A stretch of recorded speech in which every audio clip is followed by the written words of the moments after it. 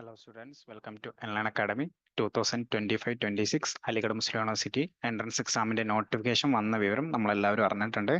So Aligarh മുസ്ലിം യൂണിവേഴ്സിറ്റിയുടെ ഈ information bulletin ഒന്ന് നമുക്ക് ചെക്ക് ചെയ്ത് നോക്കാം എന്തൊക്കെ കാര്യങ്ങളാണ് ഇതിൽ പറയുന്നത്. അപ്പോൾ നമ്മൾ ഇമ്പോർട്ടൻ്റ് ആയിട്ട് എന്തൊക്കെയാണ് ശ്രദ്ധിക്കേണ്ടത്. അപ്പോൾ ആദ്യം ഇതൊക്കെ എന്തൊക്കെയാണ് ഇതിലുള്ളത് എന്നുള്ള കാര്യങ്ങളാണ് ഞാനിങ്ങനെ നോക്കിക്കൊണ്ടിരിക്കുന്നത്. സോ അതിന്റെ ഭാഗമായിട്ട് നമുക്ക് എക്സ്പ്ലെയിൻ ചെയ്തിട്ട് നമ്മൾ എന്തൊക്കെ കാര്യങ്ങൾ ശ്രദ്ധിക്കണം എന്നുള്ളതൊക്കെ പറഞ്ഞു തരാം കേട്ടോ. ഓക്കെ,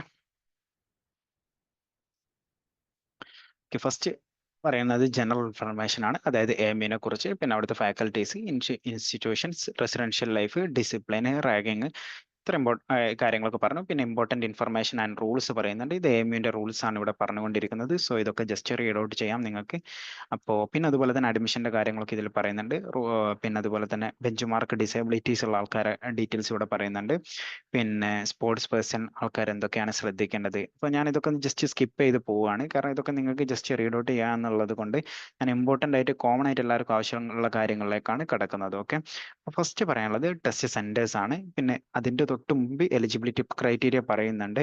അപ്പോൾ പി ജിക്ക് നിലവിൽ യാതൊരുവിധ എലിജിബിലിറ്റിയും ഇല്ല എന്നാണ് അറിയുന്നത്. പക്ഷേ എന്നിരുന്നാലും ചില സബ്ജക്റ്റുകൾക്ക് 26 വയസ്സും 27 വയസ്സൊക്കെ പറയുന്നുണ്ട്. സോ അതൊക്കെ ഓരോ സബ്ജക്റ്റ് വൈസ് എത്തുമ്പോൾ ജസ്റ്റ് അവിടെ ഇൻഫോം ചെയ്യാം. അപ്പം ആദ്യം ടെസ്റ്റ് സെന്റേഴ്സിനെ കുറിച്ച് പറയാം.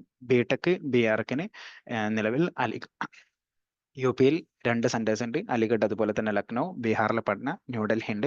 കാശ്മീരിൽ ശ്രീനഗർ ഉണ്ട്. കേരളത്തിൽ കോഴിക്കോട് ഉണ്ട്. കോഴിക്കോട് JDTയിലാണ് സെന്റർ വരുന്നത്. പിന്നെ കൊൽക്കത്തയിലുണ്ട്. കോഴിക്കോട് തന്നെ മറ്റൊരു സെന്റർ വരുന്നതാണ് ഈ പറഞ്ഞ BA LLB, EMED, MBA, MSW, അതുപോലെ തന്നെ MBA അഗ്രി ബിസിനസ്. MBAൻ്റെ ഒരുപാട് MBA ഡിപ്പാർട്ട്മെന്റുകളുണ്ട്. സോ അതെല്ലാം കോഴിക്കോട് സെന്റർ വരുന്നുണ്ട്. പിന്നെ അതുപോലെ തന്നെ BA കോഴ്സുകൾക്കും BSc BCom കോഴ്സുകൾക്കും കോഴിക്കോട് സെന്റർ വരുന്നുണ്ട്. പിന്നെ അതുപോലെ തന്നെ ബാക്കി എല്ലാവിധ MA MSc കോഴ്സുകൾക്കും സെന്റർ വരുന്നത് അലിഗഡ് തന്നെയാണ്. സോ അവിടെ പോയി എഴുതണം. പിന്നെ അതിന്റെ കാരണം എന്താന്ന് വെച്ചാൽ ഇതൊക്കെ ഡിപ്പാർട്ട്മെന്റൽ ടെസ്റ്റ് ആണ്. ഡിപ്പാർട്ട്മെന്റൽ ടെസ്റ്റിന് അലിഗഡിൽ മാത്രമേ സെന്റർ ഉള്ളൂ എന്ന് പറയുന്നുണ്ട്.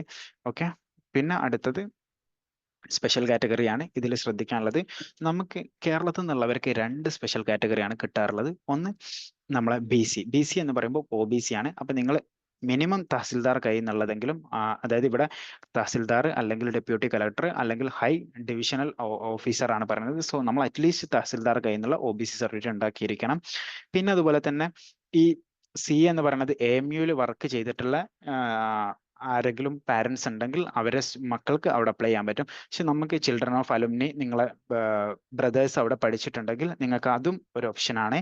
പിന്നെ നിങ്ങൾ സെൻട്രൽ ഗവൺമെന്റിൽ വർക്ക് ചെയ്തിട്ട് അലിഗഡിൽ ട്രാൻസ്ഫർ ചെയ്തവർക്കുള്ളതാണ്. പിന്നെ അതുപോലെ തന്നെ ഡിസ്റ്റൻസ്, അത് നമുക്ക് ഏറ്റവും കൂടുതൽ കേരളക്കാർക്ക് ഉപകാരപ്പെടുന്ന ഒരു ഓപ്ഷനാണ് belong to distant state UT എന്ന് പറയുന്നത്. കാരണം അലിഗഡിൽ നിന്ന് അവർ ഡിസ്റ്റന്റ് നോക്കും. ഏറ്റവും കൂടുതൽ ദൂരത്ത് നിന്ന് പഠിക്കാൻ വരുന്ന സ്റ്റുഡൻസിന് അവിടെ എല്ലാ ഡിപ്പാർട്ട്മെന്റിലും 1 സീറ്റ് DS ആണ്. ചില ഡിപ്പാർട്ട്മെന്റിൽ 2 സീറ്റ് DS ആണ്. അതായത് 27% BC ആണ്. സോ നമുക്ക് നല്ലൊരു ഓപ്ഷൻ ഉണ്ട്. BC അപ്ലൈ ചെയ്യണം എന്ന് പറയുന്നത് അതിന് ഒരു മേജർ റീസൺ, നോർത്ത് ഇന്ത്യയിൽ എസ്പെഷ്യലി നമ്മൾ എന്താ പറയുക, ഈ UP ബീഹാർ റീജിയൻസിൽ OBC കാറ്റഗറിക്കാരുടെ എണ്ണം വളരെ കുറവാണ്. അപ്പം നമ്മൾ കേരളത്തിലുള്ള നല്ലൊരു ശതമാനം കാറ്റഗറിയിലും OBC വരുന്നത് കൊണ്ട് നിങ്ങൾക്ക് OBCയിൽ അപ്ലൈ ചെയ്യാം. പിന്നെ അതുപോലെ തന്നെ നമ്മൾ ഡിസ്റ്റന്റ് ആയതുകൊണ്ട് DS-ഉം. സോ എല്ലാവരും ഈ 2 കാറ്റഗറി മസ്റ്റ് ആയിട്ട് അപ്ലൈ ചെയ്യണം. ഓക്കെ, പിന്നെ അതാണ് അവിടെ പറയാനുള്ളത്. പിന്നെ അതുപോലെ തന്നെ ഇവിടെ ടേബിളിൽ സ്പോർട്സിൽ എത്ര സീറ്റ് അവൈലബിൾ ആണെന്നുള്ളതാണ് ഇവിടെ പറയുന്നത്. പിന്നെ അതുപോലെ തന്നെ ഇത് ഇവിടെ യൂണിവേഴ്സിറ്റിന്റെ ഹോസ്റ്റലിനെ പറ്റിയാണ് ഇവിടെ പറയുന്നത്, ഹോസ്റ്റലിന്റെ കോഡ്. പിന്നെ അതുപോലെ തന്നെ അടുത്ത സെക്ഷനിലേക്ക് പോകാമെന്ന് പറയുകയാണെങ്കിൽ ലിസ്റ്റ് ഓഫ് ഇൻസ്റ്റിറ്റ്യൂഷൻ, അതുപോലെ തന്നെ അതായത് AMU അംഗീകരിച്ചിരിക്കുന്ന ഡിഗ്രി. അപ്പം നിങ്ങൾ ഡിഗ്രി, അതായത് ഇപ്പോൾ ഇന്ത്യയിൽ ഒരുപാട് പിന്നെ ഇസ്ലാമിക് ഇൻസ്റ്റിറ്റ്യൂഷൻസ് ഉണ്ട്. അവിടെയുള്ള പല സ്ഥലത്തുള്ള ഡിഗ്രി കോഴ്സുകൾ AMUവിൽ എന്താണ് അക്സെപ്റ്റബിൾ ആണ്. അപ്പോൾ അതായത് ജസ്റ്റ് ഒരു ഡിഗ്രി വേണ്ട, അവിടെയുള്ള ഇസ്ലാമിക് ഡിഗ്രി ഉണ്ടെങ്കിലും അവിടെ കേരളത്തിൽ നിന്ന് ഒരുപാട് സെന്റേഴ്സ് ഉണ്ട്. കേരളത്തിൽ നിന്ന് ഏകദേശം 28 സെന്റേഴ്സ് ഉണ്ട്. അതായത് നിങ്ങൾക്ക് കാലിക്കറ്റ് യൂണിവേഴ്സിറ്റിന്റെ ഡിഗ്രി ഉള്ള കുട്ടികളുണ്ടാവും കണ്ണൂർ, കേരളം. അതല്ലാതെ മതപരമായിട്ട് ആരെങ്കിലും നോക്കുന്നുണ്ടെങ്കിൽ, അതായത് റിലീജിയസ് ഗ്രാജുവേഷൻ വെച്ച് കയറാൻ പറ്റുന്നവർക്കുള്ള ഒരു ഇത്രയും റിസർവേഷൻ അവിടെ വരുന്നുണ്ട്. പിന്നെ അതുപോലെ തന്നെ ഇതെങ്ങനെയാണ് ഒപ്റ്റെയിൻ, അതുപോലെ തന്നെ how to fill application form എന്നാണ് പറയുന്നത്. AMU കൺട്രോളർ exam .com എന്ന് പറഞ്ഞ സൈറ്റ് ത്രൂ ആണ് അപ്ലൈ ചെയ്യേണ്ടത്. അവിടെ നിങ്ങൾ ഫസ്റ്റ് രജിസ്റ്റർ ചെയ്യണം. അപ്പോൾ ആദ്യം പറയുന്നത് 6 സെക്ഷൻ ആണ്. നിങ്ങൾ എന്താക്കണം, യൂസർ നെയിം ക്രിയേറ്റ് ചെയ്യണം, പാസ്വേഡ് ക്രിയേറ്റ് ചെയ്യണം, പാസ്വേഡ് റീ എൻ്റർ ചെയ്യുക, എന്നിട്ട് ഇമെയിൽ കൊടുത്തിട്ട് പിന്നെ നിങ്ങൾ കാൻഡിഡേറ്റ് നെയിമും കൊടുത്തതിന് ശേഷമാണ് എന്താക്കേണ്ടത്, ഈ ഒരു സെക്ഷനിലേക്ക് കടക്കേണ്ടത്. ഓക്കെ. പിന്നെ അതുപോലെ തന്നെ പ്രൊഫൈൽ അപ്ഡേറ്റ് ചെയ്യാൻ പറയുന്നുണ്ട്. പ്രൊഫൈൽ കെയർഫുൾ ആയിട്ട് തന്നെ ചെയ്യണം എന്ന് പറയുന്നുണ്ട്. കാരണം എന്താ വെച്ചാൽ എഡിറ്റ് ചെയ്യാൻ പറ്റില്ല എന്നുള്ളത് തന്നെയാണ് പ്രധാനപ്പെട്ട ഒരു കാര്യം. പിന്നെ അതുപോലെ തന്നെ ഇവിടെ പറയുന്നുണ്ട്, candidate will not be able to update his or her profile after confirmation. നിങ്ങളൊരു വട്ടം നിങ്ങളുടെ പ്രൊഫൈൽ കൺഫേം ചെയ്താൽ നിങ്ങൾക്ക് ഒരിക്കലും ഇത് എഡിറ്റ് ചെയ്യാൻ പറ്റില്ല എന്നാണ് പറയുന്നത്. ഓക്കെ. അപ്പോൾ നമ്മൾ പ്രൊഫൈൽ എന്തൊക്കെ കാര്യങ്ങളാണ് വരിക, യൂസർ നെയിം, ഇമെയിൽ, നെയിം, പിന്നെ അതുപോലെ തന്നെ alternate email, Aadhaar number, mother's name, father's name, അതുപോലെ തന്നെ date of birth, gender, mobile number, alternate mobile number, correspondence address, permanent address, nationality, region, hostel accommodation required. Hostel accommodation required എന്നുള്ളിടത്ത് എല്ലാവരും yes കൊടുക്കണം. കാരണം അലിഗഡിൽ hostel free ആണ്, അത് നമ്മൾ ആദ്യം മനസ്സിലാക്കണം. സോ നിങ്ങൾ എല്ലാവരും, അതായത് ഫ്രീ അല്ല, ചെറിയ പൈസയിൽ മാറ്റുണ്ട്. പക്ഷേ നിങ്ങൾ ഫീസ് അടിക്കണ ഫീസ് വെറും ഒരു 1000-ന്റെ അടുത്ത് മാത്രമേ മാറ്റുള്ളൂ. അപ്പോൾ എല്ലാവരും ഹോസ്റ്റൽ അക്കോമഡേഷൻ യെസ് കൊടുക്കട്ടോ. പിന്നെ അതുപോലെ തന്നെ അപ്ഡേറ്റിംഗ് എഡ്യൂക്കേഷൻ ക്വാളിഫിക്കേഷൻ പറയുന്നുണ്ട്. നിങ്ങൾ നിങ്ങളെ ക്വാളിഫിക്കേഷൻ ഡീറ്റെയിൽസ് അവിടെ കൊടുക്കുക. പിന്നെ ഫോട്ടോ, സൈൻ, തമ്പ് ഇംപ്രഷൻ അത് അപ്ലോഡ് ചെയ്യുക. പിന്നെ സ്പെഷ്യൽ കാറ്റഗറി ക്ലെയിംഡ്, നിങ്ങൾ സ്പെഷ്യൽ കാറ്റഗറി ക്ലെയിം ചെയ്തിട്ടുണ്ടെങ്കിൽ, DS OBC ക്ലെയിം ചെയ്തിട്ടുണ്ടെങ്കിൽ അതിൻ്റെ സർട്ടിഫിക്കറ്റ് അപ്ലോഡ് ചെയ്യണം. DS-ന് സർട്ടിഫിക്കറ്റിൻ്റെ ആവശ്യമില്ല, പക്ഷേ OBCക്ക് സർട്ടിഫിക്കറ്റ് അപ്ലോഡ് ചെയ്യണം. പിന്നെ ഇത്രയും കാര്യങ്ങളാണ് പറയാനുള്ളത്. പിന്നെ നിങ്ങൾ എന്തൊക്കെ ഡോക്യുമെൻ്റ് ആണ് ഇവിടെ അപ്ലോഡ് ചെയ്യേണ്ടത്? 6 ഡോക്യുമെൻ്റ് ആണ് അപ്ലോഡ് ചെയ്യേണ്ടത്. ഒന്ന് എന്ന് പറയുന്നത് നിങ്ങൾ ഡേറ്റ് ഓഫ് ബർത്ത് സർട്ടിഫിക്കറ്റ് അല്ലെങ്കിൽ ഹൈസ്കൂൾ സർട്ടിഫിക്കറ്റ്. ഓക്കെ. നിങ്ങൾ ഒന്നെങ്കിൽ SSLC സർട്ടിഫിക്കറ്റ് കൊടുക്കുക, അല്ലെങ്കിൽ ഡേറ്റ് ഓഫ് ബർത്ത്. രണ്ടും അവിടെ അക്സെപ്റ്റബിൾ ആണ്. SSLCക്ക് പകരം ഡേറ്റ് ഓഫ് ബർത്ത് ആയാലും മതി. പിന്നെ അതുപോലെ തന്നെ മാർക്ക് ഷീറ്റ്, അതായത് ഡേറ്റ് ഓഫ് ബർത്തിൻ്റെ എന്തിനാന്ന് വെച്ചാൽ നിങ്ങളുടെ ഡേറ്റ് ഓഫ് ബർത്തും നിങ്ങളുടെ നെയിമും തെളിയിക്കാൻ വേണ്ടിയിട്ടാണ്. അപ്പോൾ പറ്റുന്നവരൊക്കെ SSLC അപ്ലോഡ് ചെയ്യാൻ ശ്രമിക്കാം. പിന്നെ നിങ്ങളെ mark sheet, grade sheet upload ചെയ്യാം. ഈ mark sheet or grade sheet ഉദ്ദേശിച്ചത് നിങ്ങളിപ്പോൾ ഡിഗ്രി പഠിച്ച് കംപ്ലീറ്റഡ് ആയിട്ടുണ്ടെങ്കിൽ നിങ്ങളെ യൂണിവേഴ്സിറ്റി നിങ്ങൾക്ക് പ്രൊവൈഡ് ചെയ്ത് നിങ്ങൾ ഗ്രേഡ് ഷീറ്റ് അപ്ലോഡ് ചെയ്യണം. ഇനി അതല്ല, അപ്പിയറിംഗ് ആണെങ്കിൽ അത് അപ്ലോഡ് ചെയ്യേണ്ട ആവശ്യമില്ല. പിന്നെ അതുപോലെ തന്നെ സ്പെഷ്യൽ കാറ്റഗറിക്കുള്ള സ്കാൻഡ് കോപ്പി അപ്ലോഡ് ചെയ്യേണ്ടതുണ്ട്. പിന്നെ അതുപോലെ തന്നെ ഇത് ഗേറ്റ് സ്കോർ, അങ്ങനത്തെ ഗേറ്റ് ഉള്ളവർ ഗേറ്റ് സ്കോർ അപ്ലോഡ് ചെയ്യുക. പിന്നെ അതുപോലെ തന്നെ ഓക്കെ. സോ അത്രയും കാര്യങ്ങൾ, പിന്നെ ഫോട്ടോയും സൈനും, അത്രയും കാര്യങ്ങളാണ് അപ്ലോഡ് ചെയ്യേണ്ടത്. പിന്നെ നിങ്ങൾ പേയ്മെൻറ്റിൻ്റെ സെക്ഷനാണ് പറയുന്നത്, നിങ്ങൾ പേയ്മെൻറ്റ് ചെയ്യുക. പിന്നെ അതുപോലെ തന്നെ ആപ്ലിക്കേഷൻ പ്രൊസീഡ് ചെയ്തതുകൊണ്ട് അത് ഡൗൺലോഡ് ചെയ്തേക്കാനാണ് ഇവിടെ പറയുന്നത്. പിന്നെ ഇനി ഈ ഇൻസ്ട്രക്ഷൻസ് ആണ്, നിങ്ങൾ ഡിപ്പാർട്ട്മെൻറ്റൽ ടെസ്റ്റിന് പോകുമ്പോൾ ഇത് നിങ്ങൾ എന്തായാലും എക്സാമിന് തൊട്ടുമ്പോൾ ജസ്റ്റ് വായിച്ചു നോക്കണം. എക്സാം യൂഷ്വലി നിങ്ങൾ സ്യൂട്ട് എഴുതാൻ പോകുന്നത് പോലെ തന്നെയുള്ള ഇമ്പോർട്ടൻ്റ് ആയിട്ടുള്ള കാര്യങ്ങളാണ് അവിടെയും പറയുന്നത്. ഓക്കെ. പിന്നെ OMR ബേസ്ഡ് ആയിട്ട് OMR എഴുതുമ്പോൾ OMR എക്സാം ആണ്. അപ്പോൾ OMRൽ നിങ്ങൾ എന്തൊക്കെയാണ് ശ്രദ്ധിക്കേണ്ടത് എന്നുള്ളതാണ് പറയുന്നത്. ഒന്നാമത്തേത് എന്താണെന്ന് വെച്ചാൽ OMR ഫില്ല് ചെയ്യുമ്പോൾ നിങ്ങൾ എന്താക്കണം, ആദ്യത്തെ 15 മിനിറ്റിൽ നിങ്ങൾ എന്താക്കണം, കാൻഡിഡേറ്റിൻ്റെ എല്ലാവിധ അതായത് നിങ്ങളെ പേര്, കാര്യങ്ങൾ അങ്ങനത്തതൊക്കെ ഫില്ല് ചെയ്യണം. പിന്നെ അതുപോലെ തന്നെ സ്ക്വയേഴ്സും സർക്കിൾസും ഉണ്ടാവും. അപ്പോൾ അതിലെന്തായിരിക്കണം, ഏതെങ്കിലും ഒന്ന് നിങ്ങൾ ഷെയ്ഡ് ചെയ്തിരിക്കണം. 4 എണ്ണത്തിൽ 2 എണ്ണം ഷെയ്ഡ് ചെയ്താൽ നിങ്ങളെ മാർക്ക് മിസ്സാവും. കറക്റ്റ് അതിൽ ഇൻസ്ട്രക്ഷൻ OMR ഷീറ്റ് തരുമ്പോൾ അതിൻ്റെ പിറകിലുണ്ടാവും. പിന്നെ അതുപോലെ തന്നെ roll number, question paper series അതൊക്കെ നിങ്ങൾ അവിടെ കൊടുക്കേണ്ടതുണ്ട്. സോ OMR ഷീറ്റിൻ്റെ ഒറിജിനൽ കോപ്പി അവർക്ക് കൊടുത്തിട്ട് അതിൻ്റെ കാർബൺ കോപ്പി നിങ്ങൾക്ക് തിരിച്ചു തരണതാണ്. അത്രയും കാര്യങ്ങളാണ് അവിടെ പറയുന്നത്. പിന്നെ OMR ഷീറ്റിൽ എന്തൊക്കെ എൻട്രീസ് ആണ് കാൻഡിഡേറ്റ് ആദ്യത്തെ 15 മിനിറ്റിൽ വരുത്തേണ്ടത്? നെയിം കൊടുക്കണം, സൈന് കൊടുക്കണം, പിന്നെ റോൾ നമ്പർ, ആപ്ലിക്കേഷൻ നമ്പർ, അതായത് AMU ആപ്ലിക്കേഷൻ നമ്പർ, പിന്നെ ജെൻഡർ, സെൻഡർ കോഡ്, നിങ്ങൾക്ക് അവിടെ പോയൊരു സെൻഡർ കോഡ് കിട്ടും. ക്വസ്റ്റ്യൻ ബുക്ക്ലെറ്റ് നമ്പർ, അത് നിങ്ങളെ ക്വസ്റ്റ്യൻ കിട്ടിയ ആ ബുക്ക് സീരീസിൻ്റെ ആ നമ്പർ കൊടുക്കണം. ക്വസ്റ്റ്യൻ പേപ്പർ സീരീസ്, അവിടെ അങ്ങനെ ഒരു നമ്പർ ഉണ്ടാവും, 2 നമ്പർ ഉണ്ടാവും, ആ 2 കൊടുക്കണം. പിന്നെ നിങ്ങളുടെ സ്റ്റാറ്റസ്, നിങ്ങൾ ഇന്റേണൽ ആണോ എക്സ്റ്റേണൽ ആണോ എന്നുള്ളത്. അതായത് ഇന്റേണൽ എന്ന് പറയുമ്പോൾ AMU പഠിച്ച സ്റ്റുഡൻസ് ആണ് ഇന്റേണൽ. എക്സ്റ്റേണൽ എന്ന് പറയുമ്പോൾ പുറത്തുനിന്ന് ഇപ്പം നിലവിൽ നാട്ടിൽ നിന്ന് ഡിഗ്രി പഠിച്ച് പോകുന്നവരാണ് എക്സ്റ്റേണൽ. ഓക്കെ. പിന്നെ ആൻസർ കീ അതിനുശേഷം ഡിസ്പ്ലേ ചെയ്യും. പിന്നെ അതിനുശേഷം കൗൺസിലിങ്ങിന് വിളിക്കും. കൗൺസിലിംഗ് എന്ന് പറയുന്നത് ഫസ്റ്റ് 4 കൗൺസിലിംഗ് സെഷൻ ആയിട്ടാണ് ഉണ്ടാവാറുള്ളത്. ചില സമയത്ത് 5ഉം 6ഉം കൗൺസിലിംഗ് ആവാറുണ്ട് സീറ്റ് ഫില്ലായിട്ടില്ലെങ്കിൽ.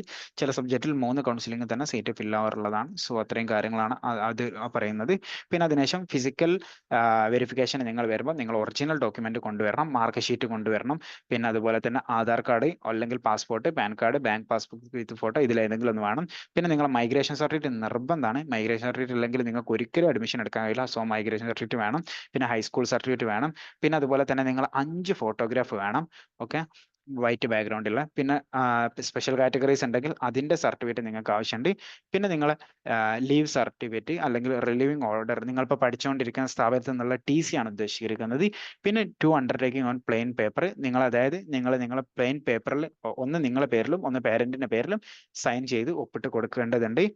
സോ ഇത്രയും കാര്യങ്ങളാണ് അവിടെ വരുന്നത്. പിന്നെ റീഫണ്ട് പറയുകയാണെങ്കിൽ നിങ്ങൾ AMU വൺസ് ജോയിൻ ചെയ്താൽ അവിടെ നിന്ന് റീഫണ്ട് കിട്ടാനുള്ള ചാൻസസ് 100% റീഫണ്ട് കിട്ടും. ജോയിൻ ചെയ്ത് 15 ദിവസത്തിനുള്ളിൽ നിങ്ങൾ ലീവ് ആയാൽ. ഇനി നിങ്ങൾ പിന്നെ 15 ദിവസം കഴിഞ്ഞിട്ടാണ് അതായത് അഡ്മിഷൻ കഴിഞ്ഞ് 15 ദിവസം കഴിഞ്ഞിട്ടാണ് നിങ്ങൾ എന്താകുന്നത് ലീവ് ആവുന്നതെങ്കിൽ 90% കിട്ടുക. പിന്നെ അതുപോലെ തന്നെ 15 ഓക്കെ, ഇത് നിങ്ങൾ ഇവിടെ വായിച്ചാൽ തന്നെ നിങ്ങൾക്ക് മനസ്സിലാവുന്ന കുറച്ച് കാര്യങ്ങളാണ്. നിങ്ങൾ വായിക്കുക, ഞാനത് ഇവിടെ റീഡ് ഔട്ട് ചെയ്തങ്ങായിട്ട് ബുദ്ധിമുട്ടാക്കുന്നില്ല. പിന്നെ അതുപോലെ തന്നെ അടുത്തത് അബ്രിവേഷൻസ് പറയുന്നുണ്ട്. ഇതൊന്നും നിങ്ങൾ ശ്രദ്ധിക്കേണ്ട കാര്യങ്ങളില്ല.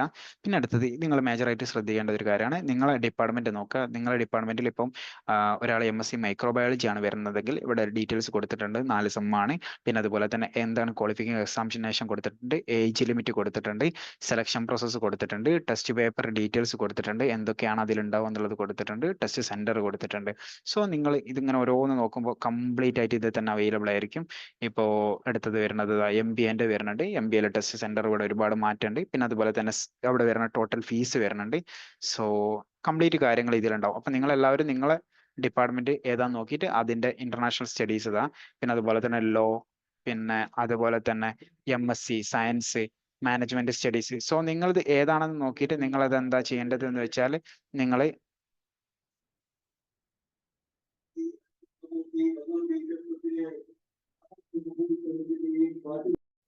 സോ നിങ്ങൾ മാസ്റ്റേഴ്സ് ഡിഗ്രി വരുന്നുണ്ട് ഇവിടെ, MCA, അതുപോലെ MSc chemistry, MSc physics, applied geology, geography, MSc mathematics, stat, ഇതിലൊക്കെ ഇവിടെ കറക്റ്റ് ഡീറ്റെയിൽസ് കൊടുത്തിട്ടുണ്ട് കേട്ടോ.